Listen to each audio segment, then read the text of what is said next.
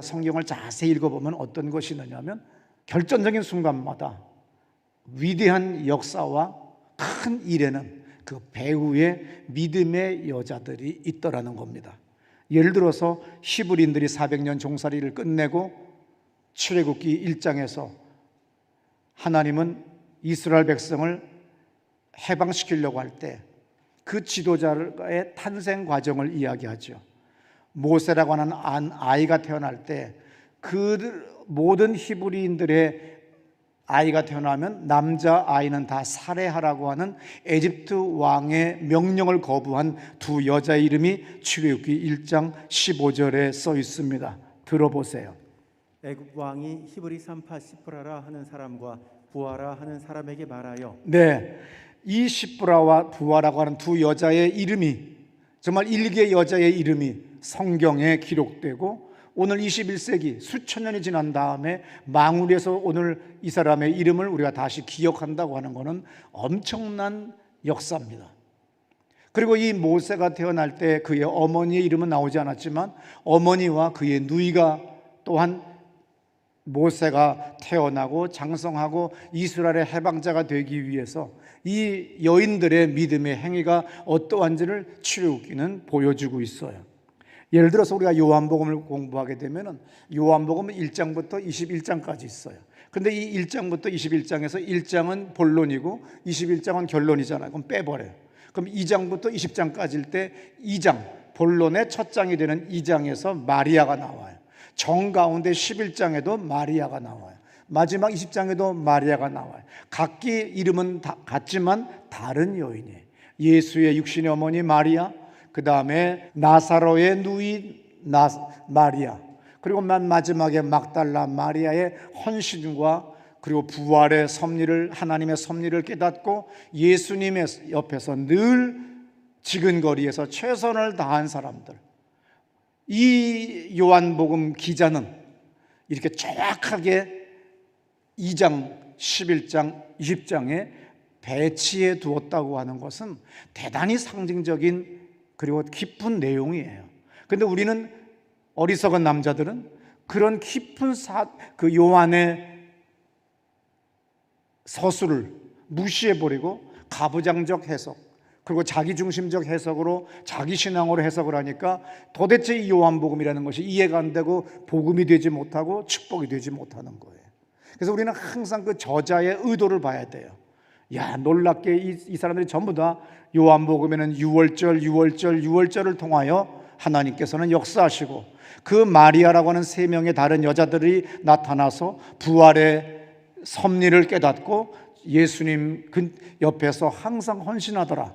그래서 이 큰 축이 되고 그리고 큰 중심이 되는 이 6월절과 마리아라고 하는 사람들, 그리고 등장인물들 이 하나하나를 공부하면 요한이 얼마나 놀랍게 요한계시록을 썼는지를 우리는 알 수가 있어요. 요한복음에 보게 되면 7개의 신앙 고백이 나옵니다. 6개는 다 남자들의 고백인데 유일하게 요한복음 11장 17절에서 마르다의 고백이 나와요. 그 시대에 마르다의 고백이 남성들의 고백과 함께 기록됐다고 하는 건 요한복음의 저자의 그 의도가 우리는 알 수가 있는 거죠. 들어보세요. 이르되 주여 그러하외다. 주는 그리스도시요 세상에 오시는 하나님의 아들이신 줄 내가 믿나이다. 예, 이렇게 오늘 본문 사사기에서도 믿음의 여인이 등장합니다. 드보라예요. 우리는 옛날에 그리고 지금도 미국이나 영어권이나 한국이나 어느 나라나 기독교인들은 자기 딸이 태어나면 이름을 다 마리아 아니면 드보라, 엘리자벳, 크리스틴 이런 이름들을 하나씩 다 지어줍니다. 왜? 성경의 위대한 여인들, 믿음의 여인들 같이 내 딸이 그렇게 아름답게 신앙생활하라고 그렇게 지어줘요. 사사기는 왕정시대 이전에 사사들을 통해서 하나님은 이스라엘 백성들을 이끌어가는 이야기가 써 있는 것이 사사기서입니다. 그래서 사사는 뭐야? 구원자란 뜻이에요. 그래서 우리가 사사기 2장 16절에 보게 되면 온니엘이라고 하는 사사가 나오죠. 2장 16절 들어보세요. 여호와께서 사사들을 세우사. 네, 여호와께서 사사들을 세우사. 18절에 보면 여호와께서 사사들을 세우실 때에 그랬어요. 그 다음에 에훗을 세울 때, 사사 에훗을 세울 때 사사기 3장 15절 들어보세요. 이스라엘 자손이 여호와께 부르짖음에 여호와께서 그들을 위하여 한 구원자를 세우셨으니 네, 이렇게 사사를 세울 때의 그 문장이 패턴이 똑같아요. 하나님께서 세웠다는 거예요. 그런데 드보라 시대 때는 앞에서의 패턴과 다른 단어와 문장이 나와요. 드보라를 통해서 이스라엘의 구원자를 세우는 거예요. 그 전까지는 하나님이 여호와께서 사사를 세웠는데 오늘 여기서는 드보라를 통해서 이스라엘의 지도자, 구원할 지도자를 세워요. 드보라가 뭐예요? 우리 옛날식으로 성경을 해석할 때는 드보라가 사사인 줄 알아요. 그런데 이제 성경 해석학이 발달하고 그 다음에 여러 가지가 발달하면서 다시 연구를 수많은 신학자들이 난상 토론을 통해서 도출해낸 것이 뭐냐면 드보라는 예언자예요. 이 예언자 드보라를 통해서 그 당시 남자들이 다 비실비실하고 그냥 뒷골목으로 도망다니고 나중에 우리가 기드온이라고 하는 사람도 뭡니까? 타작을 할 때 포도주 틀 속에서 했대요. 그 정도로 비겁한 그리고 피해서 도망다니고 먹고 살기 위해 전전긍긍하는 시대 때에 누구도 나서지 않고 오직 드보라만이 주님의 음성을 들을 수 있고 섭리를 알 수가 있고 볼 수가 있는 여인이에요. 그래서 바락이 제일 괜찮은데 이 바락이 주님 음성을 듣지 못하니까 드보라를 통해서 말씀하는 거죠. 그래서 4절부터 잘 들어보세요. 그때에 라피도스의 아내 여선지자 드보라가 이스라엘의 사사가 되었는데 그는 에브라임 산지 라마와 베델 사이 드보라의 종려나무 아래에 거주하였고 이스라엘 자손은 그에게 나아가 재판을 받더라. 드보라가 사람을 보내어 아비노함의 아들 바락을 납달리 게데스에서 불러다가 그에게 이르되 이스라엘의 하나님 여호와께서 이같이 명령하지 아니하셨느냐?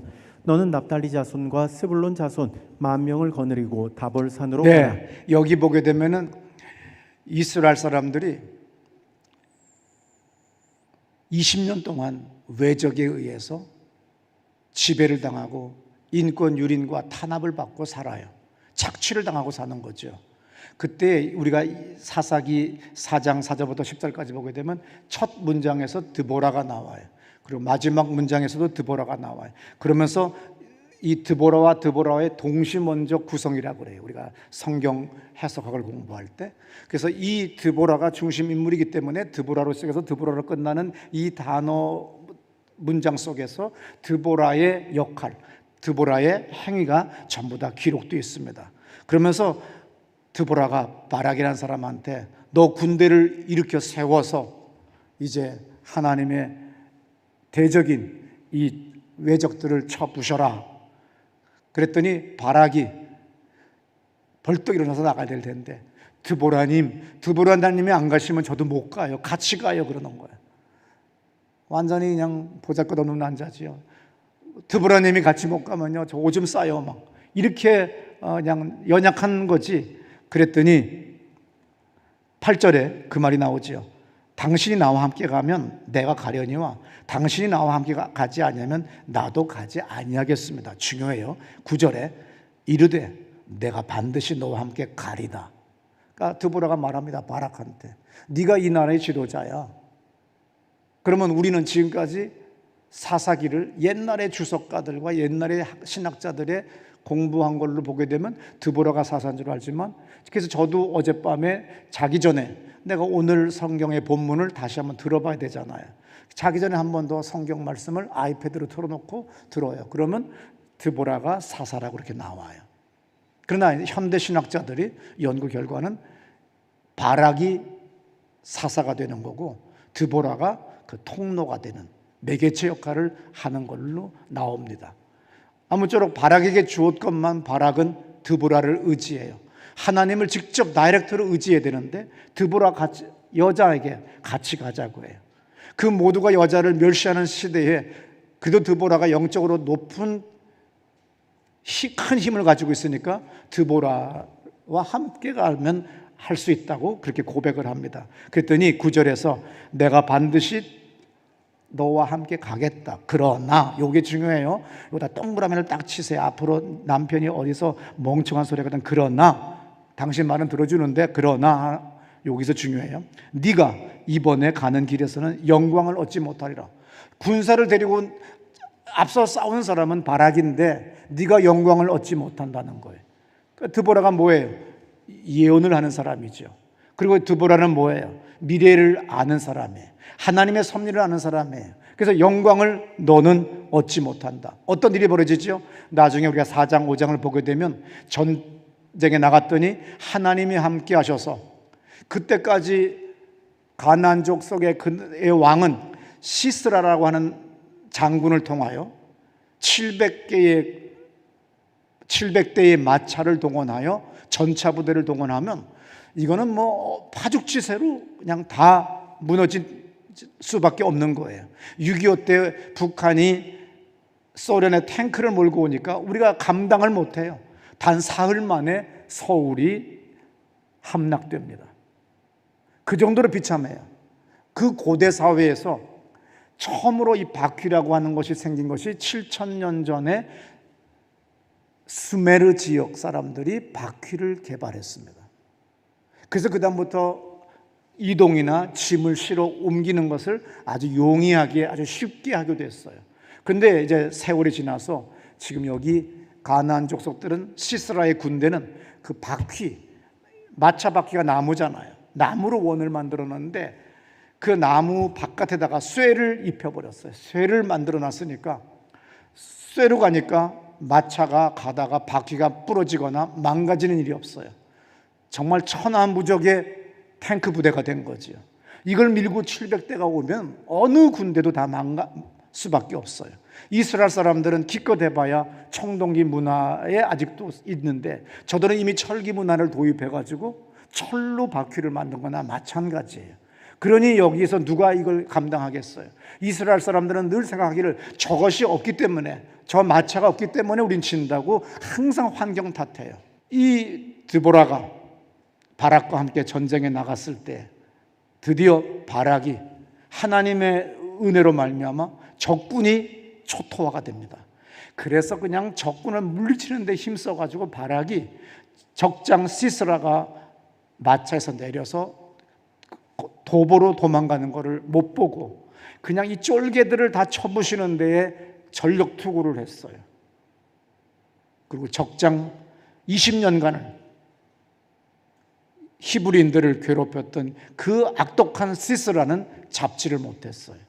시스라는 간신히 살아가지고 자기와 평화 동맹을 맺은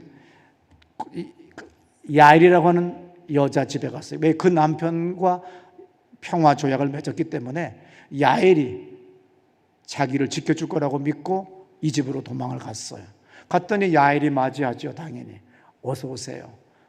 나 좀 먹을 걸 주시오. 마실 걸 주시오. 또 내가 너무 힘이 드니 쉴 곳을 주시오. 걱정하지 마시라고, 누우시라고. 그러고 난 다음에 야엘이 그대로 관자놀이에 골아 떨어져 잠자는 시스라의 대막대기로 박아서 한 번에 즉사를 시켜요. 시스라를 죽이는 영광은 바락이 가져야 되는데 바락은 그 기회를 놓쳐버렸어요. 그 기회는 여인이 갖게 된 거죠. 이 사사기 4장 5장에서는 뭐예요? 드보라와 야일, 이 두 여자의 행위가 이스라엘을 구원했다는 거예요. 이 두 사람의 믿음의 신앙의 행위가 모든 남자들은 어떻게 돼요?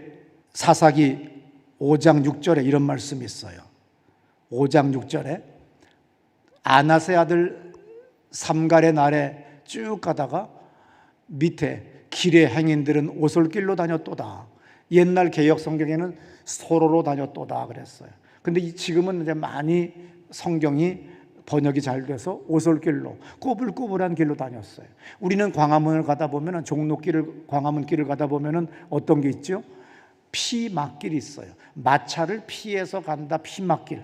왜냐하면 큰 길, 종로대로, 광화문대로에는 항상 그 마차를 타고 가는, 가마를 타고 가는 대감이나 대감의 부인들이 지나가면서 뭐라고 해? 맨 앞에 있는 남자가 계속 가라. 무슨 마마 대감님 가신다 그러면 전부 다 엎드려야 돼요. 그러니까 제대로 뭐 가지를 못하니까 사람들은 전부 다 대로를 안 가고 옆에 길로 가요. 그게 교보문고 뒤에 D타워라고 하는 건물에도 그 피막길을 기념하기 위해서 좁은 문자가 없는 길을, 그 위치에다가 길을 만들어 놓은 것이 있습니다. 그래서 그 길이 계속 종로까지, 오가까지 있었어요. 그래서 우리도 옛날에 햇빛 피하려면 여름에 YMCA 뒷골목 아니면은 종로 2가 뒷골목으로 금은방들 뒤로 가면 골목이 좁으니까 그게 다 피막길이에요. 그래서 근데 그것이 한글로 이제 돼가지고 피맛길인데 마차를 피하는 길이에요. 이 시대의 이스라엘 남자들은 좋은 옷 입고 가면은 이리 와, 거기서 뺏길 수 있어요. 하루아침에 노예가 될 수도 있고 약탈당할 수 있으니까 남자들이 싸울 생각은 못하고 전부 다 피해 다니고 오솔길을 다닌다. 서로 꼬불꼬불한 길을 다니는 그러한 인생을 살았는데 오늘 놀랍게도 드보라를 통하여 놀라운 역사가 일어난 겁니다. 그래서 사사기에서는 하나님을 떠난 불신앙의 생활을 할 때마다 환난을 당하고 이때마다 또 부르짖어 기도하고 우리에게도 구원자, 지도자를 보내주세요. 그러면 하나님은 또 사사를 새롭게 세워요. 근데 항상 여호와께서 사사를 세우셨다고 나오는데 오늘 드보라 시대 때의 바락은 패턴이 다른 거죠. 드보라라고 하는 여자를 통하여 지도자를 세웠다고 하는 것을 아셔야 됩니다. 저도 옛날에는 주석 옛날 해석 책들 읽었기 때문에 몇 년 전까지는 당연히 드보라가 사사라고 얘기했지만 지금 현대 신학자들이 연구 결과는 바락이 그대로 사사고 드보라를 통해서 오늘 기름 부음을 그리고 세움을 받았다고 하는 그 이야기입니다.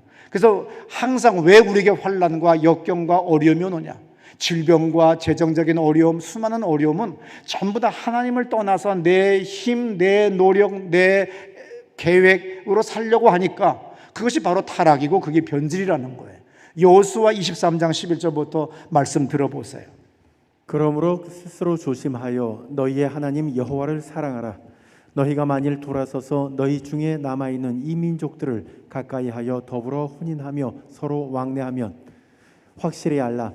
너희의 하나님 여호와께서 이 민족들을 너희 목전에서 다시는 쫓아내지 아니하시리니 그들이 너희에게 올무가 되며 덫이 되며 너희의 옆구리에 채찍이 되어 너희의 눈에 가시가 되어서 너희가 마침내 너희의 하나님 여호와께서 너희에게 주신 이 아름다운 땅에서 멸하리라. 예.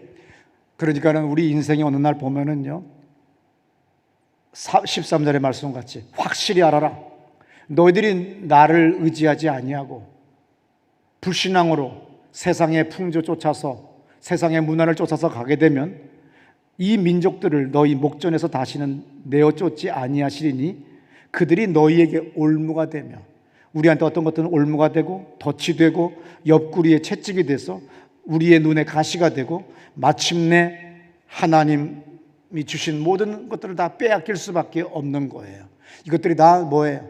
내가 내 정욕으로 나의 오만한 태도로 나의 힘으로 살려고 한 결과가 옆구리에 채찍이 되고 올무가 되고 덫이 되는 겁니다. 그래서 하나님을 늘 의지하셔야 돼요. 목사인 나도 당연히 오늘 설교를 하는 것이 아니라 주님 앞에 범죄하면요 오늘 설 수가 없는 거예요. 하루아침에 중풍이 오게 한다든지 하루아침에 사고를 당하게 한다든지 하루아침에 어떤 무엇을 당하게 되면요 할 수 없는 거예요. 이 내가 예배드리는 것 내 힘 아니에요. 주님이 주신 은혜예요. 사사기 3장 7절부터 11절의 말씀 들어보세요. 이스라엘 자손이 여호와의 목전에 악을 행하여 자기들의 하나님 여호와를 잊어버리고 바알들과 아세라들을 섬긴지라.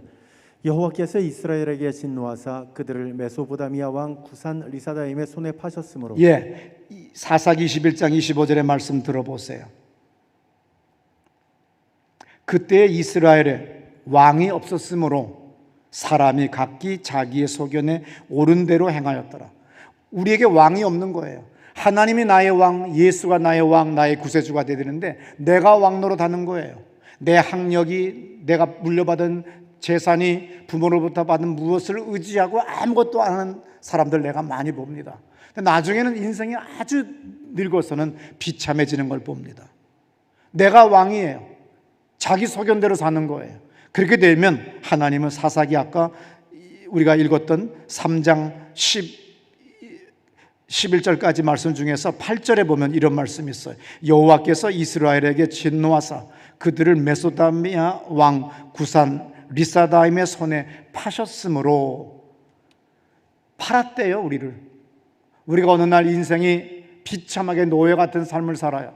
옛날 100년 전, 150년 전, 200년 전만 해도 미국의 노예제도가 아직도 있었어요.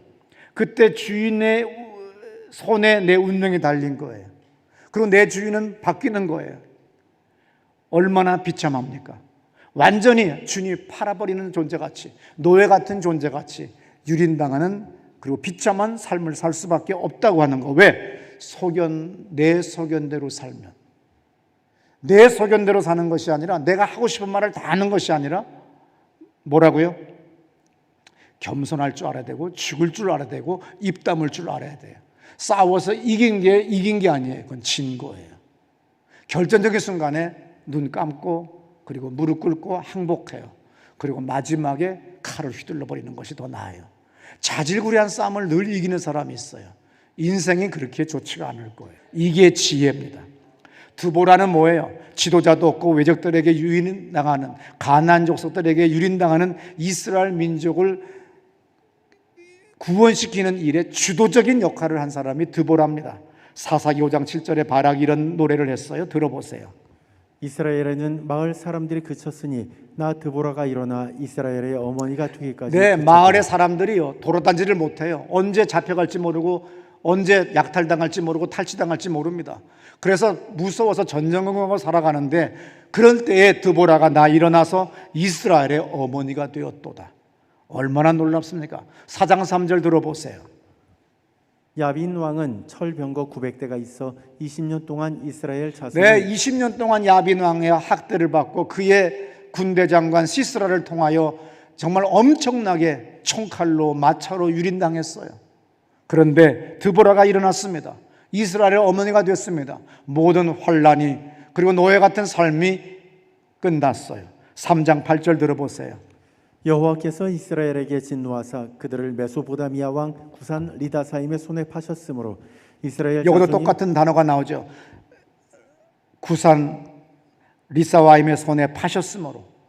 하나님이 여러분들을 팔아버리듯이, 유기시키듯이 내버려둬요. 그럼 외적들이, 아니면 가나안 족속들이, 이웃이 침범해올 때 주님이 지켜주셔야 되는데 그냥 내버려 두시니까 팔려온 존재와 같이 그렇게 우리의 인생이 깊은 웅덩이로 떨어질 수밖에 없는 겁니다. 그래서 하나님은 고대 이스라엘에서나 현대 한국 교회에서나 어느 나라, 어느 집단, 어느 교회도 보면 그 교회가 큰 교회가 되고 부흥하고 예배당을 세우고 큰 일을, 사회 사업을 많이 하면 그때 다 위대한 믿음의 여인들이 있어요. 얼마나 놀라운지 몰라요. 고대에서부터 지금까지 현대 교회까지 하나님은 역사 속에서 결정적인 순간마다 위대한 일이나 민족을 구원하는 일, 나라를 살리는 일, 아니면 인류를, 그 민족을 해방시키는 일, 전부 다 여자들이 중요한 위치를 차지하고 있더라는 거예요. 그럼에도 불구하고 여자를 폄하한다고 하는 자체가 얼마나 웃기는, 가소롭고 무지몽매한 일인지 모릅니다. 예를 들어서 창세기 2장 20절에 이런 말씀이 있어요. 아담이 모든 가축과 공중의 새와 들의 모든 짐승에게 이름을 주니라. 아담이 돕는 배필이 없으므로. 예, 돕는 배필이 없으므로 그렇게 했는데, 우리는 옛날 사람들이 가부장적 사고를 가지고 그냥 아담의 부인은 배필이다 이렇게 나갔어요. 하나님 우리도 좋은 배필 주세요 그러잖아요. 그런데 원어에서는 뭐라고 나왔느냐면 에제르, 에셀이라고 하는 단어로 나와요. 에제르로 나와요. 그게 무슨 단어냐면 하나님이 나의 도움이 되시니 했을 때 그 도움이 에셀이에요. 그래서 구약 성경의 시편이나 많은 성경 구절에서 주님의 도움, 하나님의 도움은 전부 다 에셀이라고 하는, 이 에셀이라고 하는 단어로 전부 다 표현돼요. 이 단어는 무슨 뜻이냐면 여자가 없이는 절대로 남자는 아무것도 할 수 없는 존재예요. 남자 혼자는 아무리 잘난 척하는 옛날에 위대한 영웅도 본처 사랑하는 사람이 죽어버리면 혼절하게 되고 그 다음부터 모든 것을 다 잃어버리게 돼요. 옛날에 우리가 박정희 대통령이 유경수 여사가 돌아가신 이후부터 그의 삶이 망가지기 시작했더라. 그런 것들을 우리는 잡지와 신문지상에서 봅니다. 여러분, 사랑하는 아내나 배우자나 남편이 없으면 살 것 같지만 아니에요. 하루아침에 사라져버리고 헤어지고 그런다고 한다면요, 모든 것이 상실될 수밖에 없어요. 아담에게서는 하와는 없어서는 안 될 존재. 이 하나님이 우리를 도와줬기 때문에 아담은 아담의 역할을 하는 거예요. 아담의 예표가 뭐예요? 예수 그리스도의 예표가 아담이에요. 하와는 교회의 예표예요. 그래서 이 아담과 하와가 신랑 대신 예수를 신부된 교회가 마지막에 혼인잔치하는 것이 요한계시록에 나옵니다. 그래서 모든 건 다 하늘로부터 내려온다고 하는 새 예루살렘은 하늘에서 내려온다고 하는 그것을 요한계시록 저자가 그렇게 표현을 했어요. 그래서 어떤 남녀가 만나면 상극이 있어요. 꼬여요. 문제가 생겨요. 끝없는 어려움을 겪다가 나중에 원수가 되고 극기하는 극단적인 행동들을 한 것이 우리는 신문 지상에서 뉴스에서 보게 됩니다. 또 어떤 남녀는 서로 상생이에요. 금상첨화입니다. 얼마나 놀라운 발전이 상호가 일어나는지 서로가 계속 발전시켜서 전진이 있는 거죠. 예를 들어서 어떤 남자는 이혼당했어요. 또 어떤 여자도 이혼당했어요. 근데 두 여인과 그 남자가 만났는데 그때부터 그 집안에 일이 벌어지는데 얼마나 잘 되는지 손님을 쓸어 모으는 게 면목동의 어느 식당이에요. 그 집 식당의 조카가 제 신학대학 동창이에요. 우리 삼촌이 정말 인생 끝났다고 생각했어요. 그래서 아들 데리고 살고 아들도 현찮았는데 새 여자를 만나서 결혼한 다음에 아들도 식당 지배인이 되고 아버지는 정치에 참여하게 되고 하루아침에 잠언 전도서에 나오는 현숙한 여인과 같이 남편을 성문 위에 세우는 보라색 옷을 자색 옷을 입히고 세우는 그러한 존재가 되더라는 거예요. 남자가 열심히 기도하는데 꼭 여자가 다 까먹는 집이 있어요. 언젠가 새로 우리 교회에 입교한 교인인데 신앙은 남자가 없다가 여자 때문에 생겼어요. 그런데 남자가 신앙이 좋아지니까 여자가 이상한 성격이에요.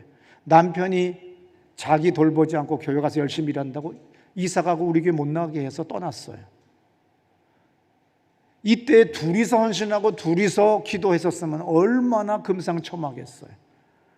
여인이 그렇게 애쓰고 수고했으면 남자가 그 다음에는 공부하고 열심히 돈을 벌어 왔으면 좋을 텐데 이게 다 도박하고 까먹고 바람 피는데 다 써먹어요. 집안이 두 사람이 완벽하면 얼마나 좋겠어요. 근데 우리 집안도 제가 다 까먹어요. 내 평생에 월급을 갖다 준 적이 없어요. 내가 학교에 교목 교사로 발령받아서 다 쓰고 또 카드까지 돌려 쓰다가 마지막에 가서 또 살려달라고 해가지고 구원받은 일이 얼마나 많은지 몰라요. 60 넘어서 이제 좀 정신 차렸지. 그때 아마 내가 정신 차리고 좀 더 돈을 좀 모았으면 좋았을 텐데. 예를 들어 우리 큰 어머니가 돌아가셨기 때문에 큰 누나가 저에게 다이아몬드 반지와 뭐 이런 걸 해서 결혼을 잘 시켜줬어요. 비닐하우스 교회 가면서 다 팔아먹었어요. 그 다음에 지하실 교회 가가지고는 1층으로 교회 옮기고 싶어가지고 집을 팔았어요. 근데 그 집 내 집 아니에요. 제 아내가 산 집이지. 그 다음에 또 뭡니까? 이 예배당 짓자고 또 집을 딸이 집 없이 사는 것이 안타까웠던 장인어른께서 5층 건물을 싸게 주면서 두 번 다시 집은 팔지 말라고 했는데 또 팔아쳐먹어가지고 이 예배당을 지었어요. 빚을 갚았어요. 나는 그냥 늘 갖다 까먹고 돈 날리는데 정말 애쓴 사람이에요. 그래도 우리는 선한 일 했으니까 하나님 앞에 뭐가 남지. 술 먹고 바람 피고 도박하는데 다 썼으면 무슨 일이 있겠냐는 거예요. 사도행전 16장 14절의 말씀 들어보세요. 두아디라 시에 있는 자색옥감 장사로서 하나님을 섬기는 루디아라 하는 한 여자가 말을 듣고 있을 때 주께서 그 마음을 열어 바울의 말을 따르게 하신지라. 네, 사도 바울이 유럽에 가서 복음을 전할 때 아무도 연고가 없고 아는 사람이 없지만 그가 유대인들이 모인 모임에 가서 주의 복음을 전할 때 그때 듣던 유대계 여자들 또 그 동네 사람들이 그 중에 하나 루디아라는 여자가 성령이 그의 마음을 열었어요. 그랬더니 하루아침에 유럽에 최초의 교회를 세우는 교두보 역할을 하는 엄청난 일을 한 루디아라는 여자가 이 성경에 기록됩니다. 예수님의 생애에도 항상 그의 어머니 마리아, 막달라 마리아, 아니면 나사로의 누이 마리아, 또 아니면 많은 여인들, 그 사람들이 항상 결정적인 순간마다 예수님의 생애에 함께 하셨고 그 여인들만이 부활의 섭리를 그리고 하나님의 섭리를 깨달아요. 제자들은 그렇게 쫓아다니고 가깝게 쫓아다니고 여자들을 하대하고 접근하지 못하게 하고 손가락질하던 그 인간들은 항상 딴소리하고 개소리하다가 도망가 버려요. 거꾸로 예수님이 부활하신 주님이 갈릴리를 사역하시다가 또 예루살렘에서 죽임을 당하신 후에 부활하셔서 어떡합니까? 저 고향 땅으로 도망간 제자들을 거꾸로 찾아가서 자기를 계시하고 사명을 줘요.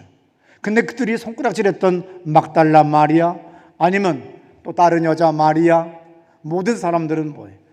누가 가르쳐도 주기 전에 그가 나를 위하여 장사를 예언적으로 치루어졌다고 옥합을 깬 나디향을 부은 마리아에 대한 칭찬을 예수님이 하는 장면을 봐요. 그래서 우리 인생에는 절대로 혼자 살게 만들지 않았어요. 우리는 직장에서나 교회에서나 목장, 교구 어디서나 항상 하나님은 우리에게 사람을 만나게 하세요. 그래서 그 사람을 통하여 상승작용을 일으키고 큰 일을 만들게 하십니다. 그래서 가장 좋은 게 뭐냐면 좋은 태도를 갖는 거예요. 항상 이해해 주려고 애를 쓰고 배려하려고 애를 쓰는 거죠. 그리고 포용의 정책을 쓰는 거예요. 지금은 어리석어 보여요. 왜냐하면 어둠의 세상이기 때문에.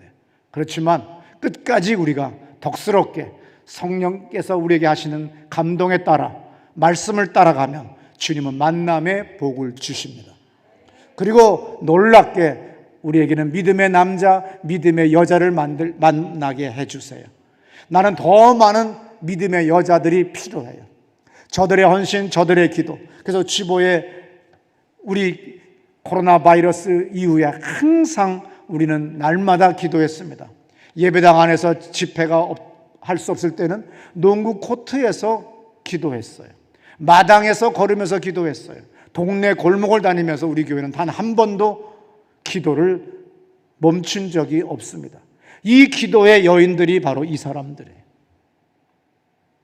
이 여인들의 기도 덕분에 하나님은 또 훌륭한 남자들이, 남편들이, 아들들이, 남성들이 오는 거죠. 이래서 역사가 일어납니다. 내가 교회학교 청년 담당, 고등부 담당, 전도사, 목사 때 여자아이가 아주 총명한 여자아이가 있었어요. 그래서 그 여자아이가 오니까 그 아이들 때문에 남자애들이 몰려와요. 또 남자애들 때문에 또 다른 여자애들이 몰려와요. 이것이 계속 가중되니까 고등학생이 제적이 3,000이 돼요. 출석만 950에서 1,050까지 됐어요. 단일 교회에 고등부 학생이 그렇게 많다는 거, 청년이 많다는 건 뭐예요? 하나님이 나한테 그 고등학생, 중학생, 계집아이 보잘것 없는 것 같지만 그 아이들을 보내줘요. 그러면 그 사람을 통해서 주님이 주시는 거지 내가 내 돈으로 뭘 하는 거 아니에요. 우리는 오직 예수 이름으로 기도하면 주님이 역사하셔서 여러분들에게 놀랍게 만남의 복을 주십니다. 또 홀로 사시는 분들도 많은 1인 가구 시대 때는 예수님이 나의 친구예요. 요한복음 15장 14절에서 예수는 나의 친구가 된다고 분명히 말씀하셨어요. 그래서 예수 내 친구, 나의 구세주, 그분의 이름으로 우리가 하나님께 간구하면 성령 하나님이 역사하셔서 놀랍게 우리의 영역이 확장되어지고 만남의 역사가 일어나서 수많은 놀라운 이적을 행하실 줄로 믿습니다. 우리 다 자리에서 일어나셔서 우리 시간 기도합시다. 하나님, 나에게 만남의 복을 주세요. 내가 헌신할 수 있는 기회를 주세요. 주님의 섭리를 깨닫게 해주시고 나를 죽이고 싸워 이기는 사람이 아니라 날마다 덕스럽게 죽는 사람이 되게 해 주옵소서. 우리 한번 소리 높여 만남의 복을 달라고 우리 청년들에게, 우리 교인들에게 하나님 함께 해주세요 하고 기도합시다. 할렐루야.